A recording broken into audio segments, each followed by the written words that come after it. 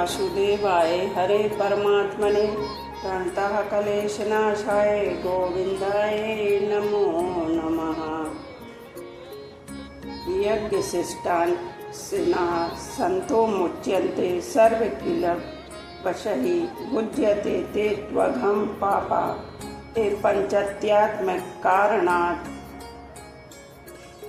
यज्ञशिष्टान्नः संतः कर्तव्य कर्मों का निष्काम भाव से विधि पूर्वक पालन करने पर योग अथवा समता ही शेष रहती है। कर्म योग में यह खास बात है कि संसार से प्राप्त सामग्री के द्वारा ही कर्म होता है, अतः संसार की सेवा में लगा देने पर ही वह कर्म यज्ञ सिद्ध होता है।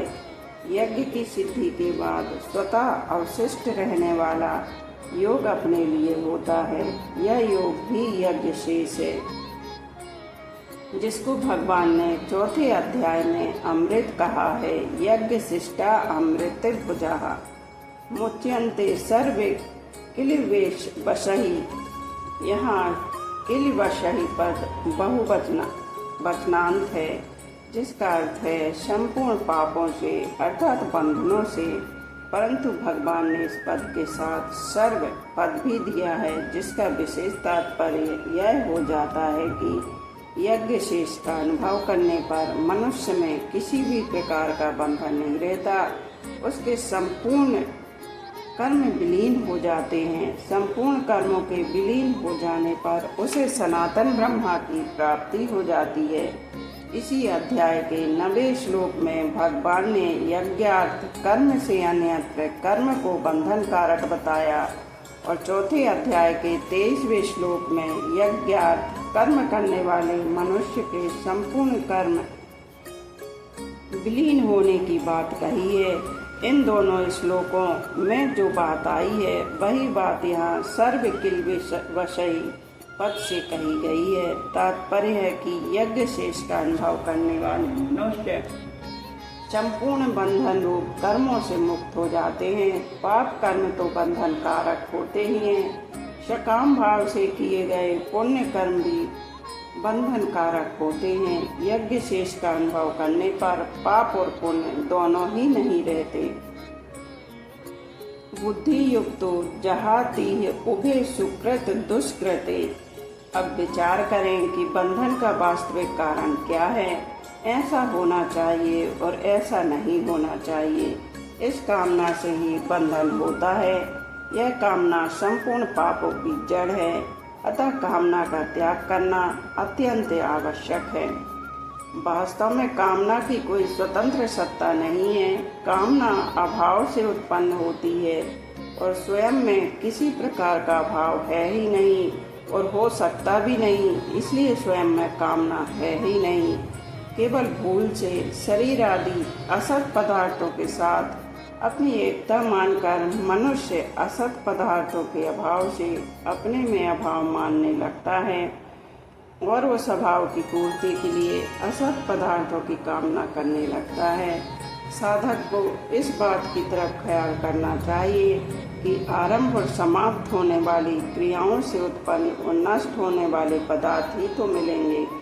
ऐसे उत्पत्ति विनाशशील पदार्थों से मनुष्य के अभाव की पूर्ति कभी हो ही नहीं सकती।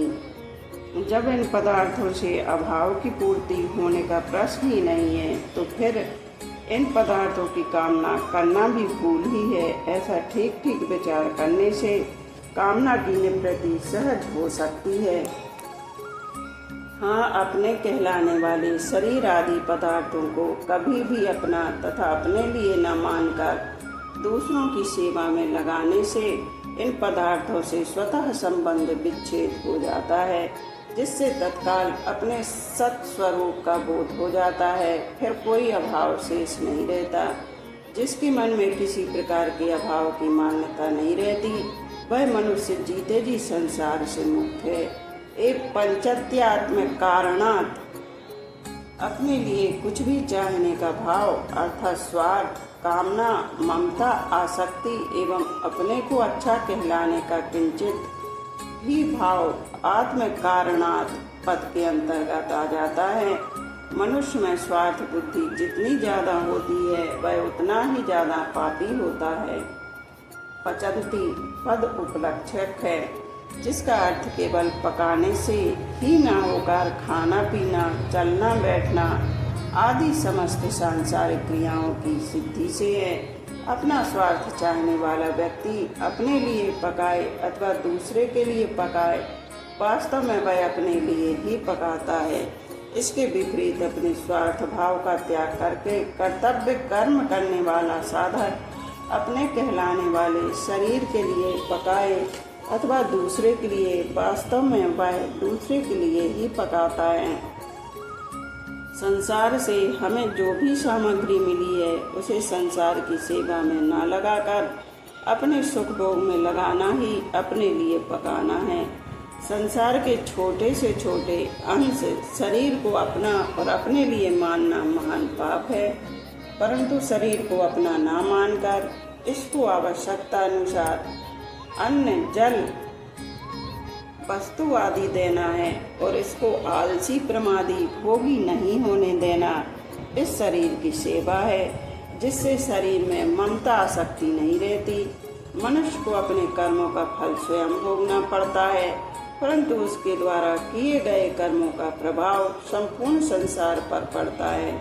अपने लिए कर्म करने वाला मनुष्य अपने कर्तव्य से च्युत हो जाता है और अपने कर्तव्य से च्युत होने पर ही राष्ट्र में अकाल, महामारी, मृत्यु आदि महान कष्ट होते हैं। अतः मनुष्य के लिए उचित है कि वह अपने लिए कुछ भी ना करे, अपना कुछ भी न माने तथा अपने लिए कुछ भी ना चाहे। कर्म फल का आश्रय लेना अपने लिए पकाने के अंतर्गत है।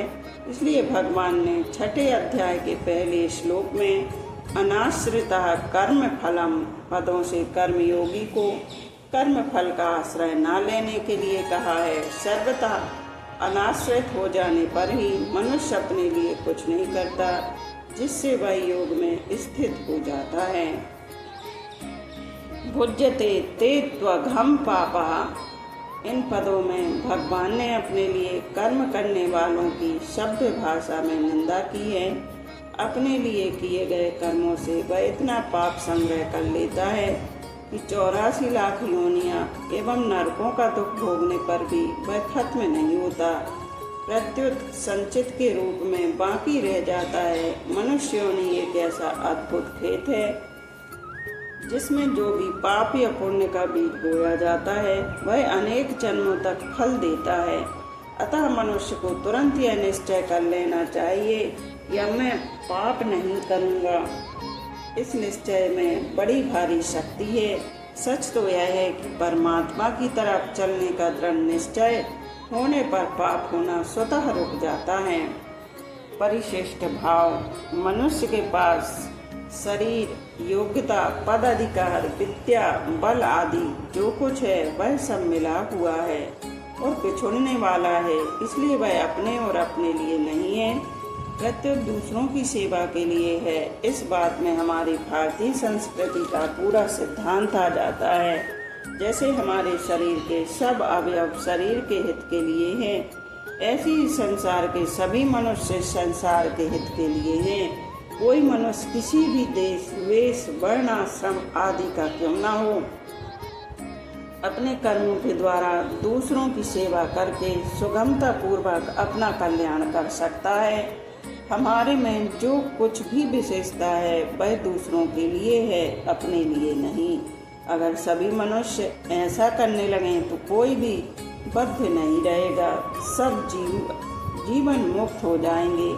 मिली हुई वस्तु को दूसरों की सेवा में लगा दिया तो अपने घर का क्या खर्च हुआ, मुफ्त में कल्याण होगा। इसके सिवाय मुक्ति के लिए और कुछ करने की जरूरत ही नहीं है।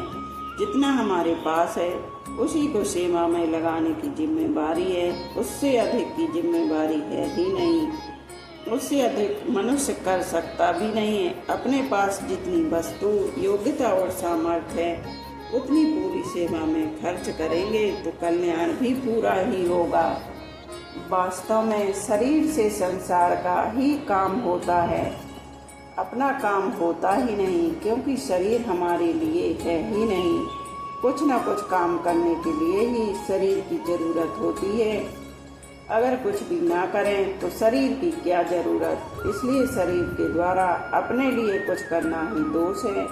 मिली हुई वस्तु के द्वारा हम अपने लिए कुछ नहीं कर सकते, प्रत्युत उसके द्वारा संसार की सेवा कर सकते हैं। शरीर संसार का अंश है, अतः इससे जो कुछ होगा संसार के लिए होगा। संसार से आगे शरीर, इंद्रियां, मन, बुद्धि जा सकते ही नहीं।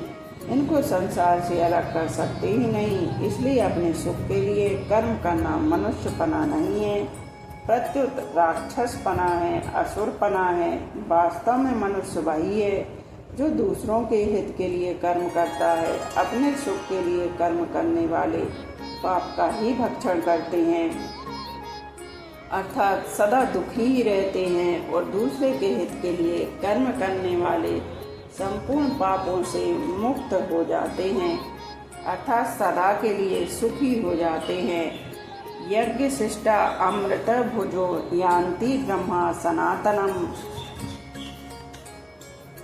संबंध, मुझे घोर कर्म में क्यों लगाते हैं? अर्जुन के इस प्रश्न के उत्तर में भगवान अनेक हेतु देते हुए आगे के 2 श्लोकों में सृष्टि चक्र की सुरक्षा के लिए भी यज्ञ करने की आवश्यकता का प्रतिपादन करते हैं।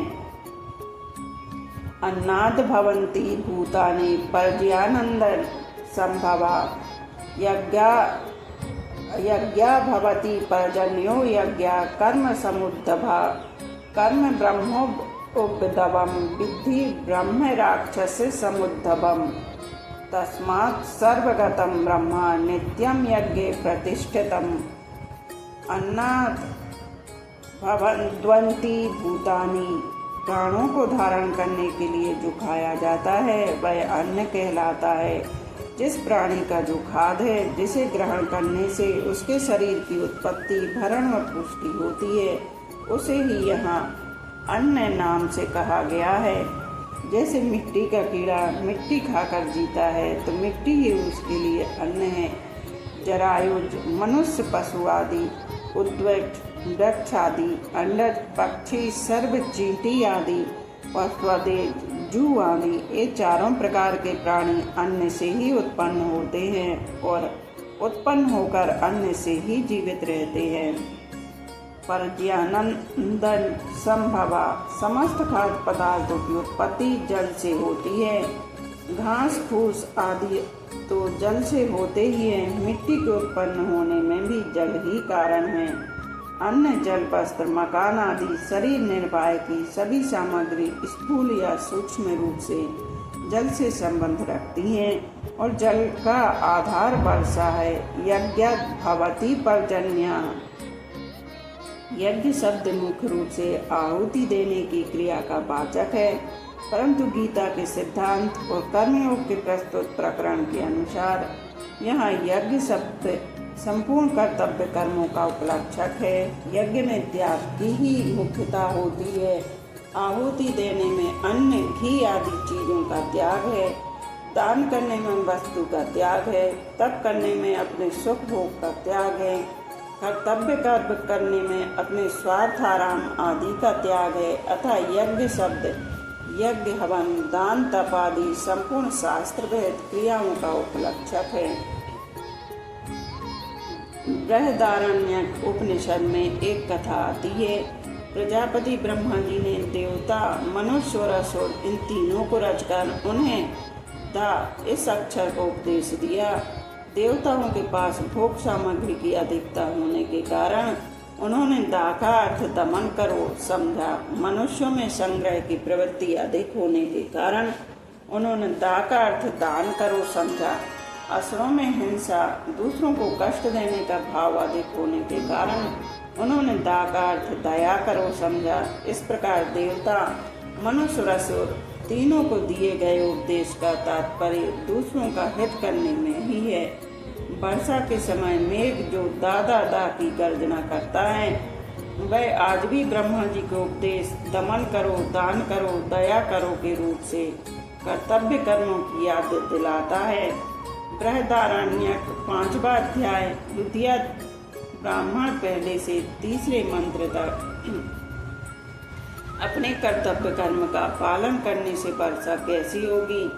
वचन की अपेक्षा अपने आचरण का असर दूसरों पर स्वाभाविक अधिक पड़ता है। यद्य दाचरति श्रेष्ठस्ते देवोत्तरो जनाः। मनुष्य अपने अपने कर्तव्य कर्म का पालन करेंगे तो उसका असर देवताओं पर भी पड़ेगा। जिससे भी अपने कर्तव्य का पालन करेंगे वर्षा करेंगे। इस विषय में एक कहानी है। 4 किसान बालक थे। आषाढ़ का महीना आने पर भी वर्षा नहीं हुई तो उन्होंने विचार किया कि हल चलाने का समय आ गया है। वर्षा नहीं हुई तो ना सही, हम तो समय पर अपने कर्तव्य का पालन कर दें। ऐसा सोचकर उन्होंने खेत में जाकर हल चलाना शुरू कर दिया। मोरों ने उनको हल चलाते देखा तो सोचा कि बात क्या है, वर्षा तो अभी हुई नहीं, फिर ये हल क्यों चला रहे हैं। जब उनको पता लगा कि अपने कर्तव्य का पालन कर रहे हैं तब उन्होंने विचार किया कि हम अपने कर्तव्य का पालन करने में पीछे क्यों रहें।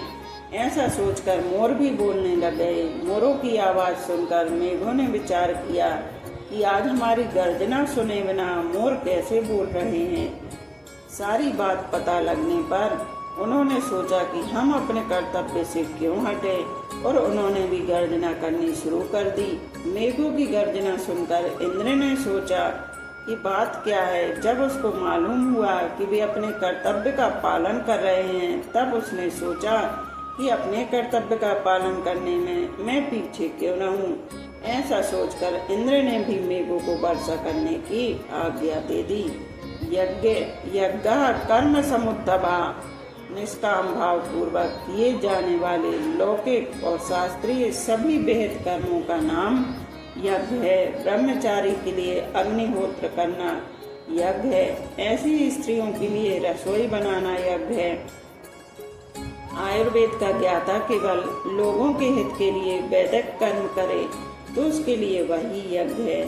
इसी तरह विद्यार्थी अपने अध्ययन को और व्यापारी अपने व्यापार को यज्ञ मान सकते हैं। इस प्रकार वर्ण आश्रम देश काल की मर्यादा रखकर निष्काम भाव से किए गए सभी शास्त्र वेद कर्तव्य कर्म यज्ञ रूप होते हैं।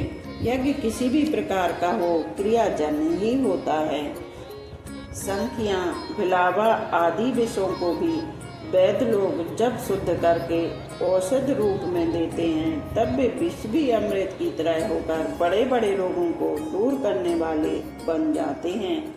इसी प्रकार कामना, ममता, आसक्ति, पक्षपात, विषमता, स्वार्थाभिमान आदि ये सब कर्मों के में विष के समान हैं। कर्मों के इस विषैले भाग को निकाल देने पर वे कर्म अमृतमय होकर जन्म मरण रूप महान रोग को दूर करने वाले बन जाते हैं।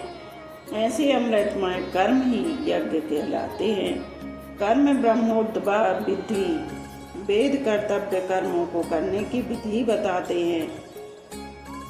मनुष्य को कर्तव्य कर्म करने की विधि का ज्ञान वेद से होने के कारण ही कर्मों को वेद से उत्पन्न कहा गया है।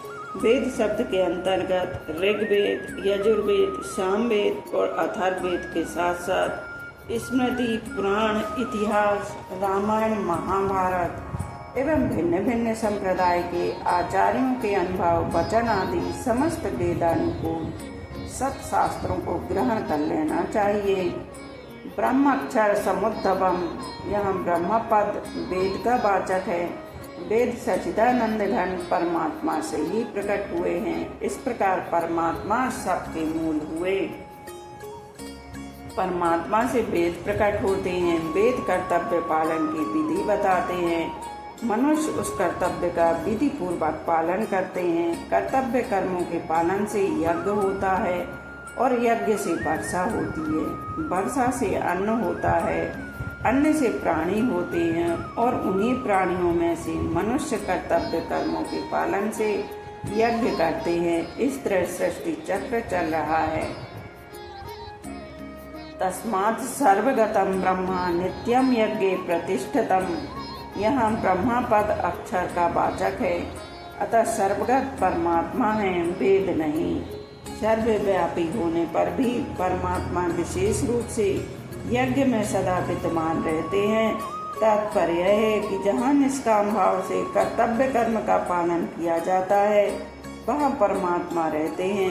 अतः परमात्मा प्राप्ति चाहने वाले मनुष्य अपने कर्तव्य कर्मों के द्वारा उन्हें सुगमता पूर्वक प्राप्त कर सकते हैं। स्वकर्मणा तमभ्य आचार्य सिद्धम विदन्ति मानवाः। शंका, परमात्मा जब सर्वव्यापी है तब उन्हें केवल यज्ञ में नित्य प्रतिष्ठित क्यों कहा गया है? क्या वे दूसरी जगह नित्य प्रतिष्ठित नहीं है? समाधान, परमात्मा तो सभी जगह समान रूप से नित्य विद्यमान है। वे अनित्य और एक देशीय नहीं है, इसलिए उन्हें यहाँ सर्वगत कहा गया है। यज्ञ में नित्य प्रतिष्ठित कहने का तात्पर्य है कि यज्ञ उनका उपलब्धि स्थान है। जमीन में सर्वत्र जल रहने पर भी वह कुएं आदि से ही उपलब्ध होता है, सब जगह से नहीं। पाइप में सर्वत्र जल रहने पर भी जल वहीं से प्राप्त होता है जहाँ टोंटी या छिद्र होता है। ऐसे ही सर्वगत होने पर भी परमात्मा यज्ञ से ही प्राप्त होते हैं। अपने लिए कर्म करने से तथा जड़ता शरीर आदि के साथ अपना संबंध मानने से सर्वव्यापी परमात्मा की प्राप्ति में बाधा आ जाती है। निष्काम भाव पूर्वक केवल दूसरों के हित के लिए अपने कर्तव्य का पालन करने से यह बाधा हट जाती है। नित्य प्राप्त परमात्मा का स्वतः अनुभव हो जाता है। यही कारण है कि भगवान अर्जुन को, जो कि अपने कर्तव्य से हटना चाहते थे, अनेक युक्तियों से कर्तव्य का पालन करने पर विशेष जोर दे रहे हैं। आज यहीं पर विश्राम लेते हैं, शेष आगे का कल कहेंगे। बोलो राधे राधे।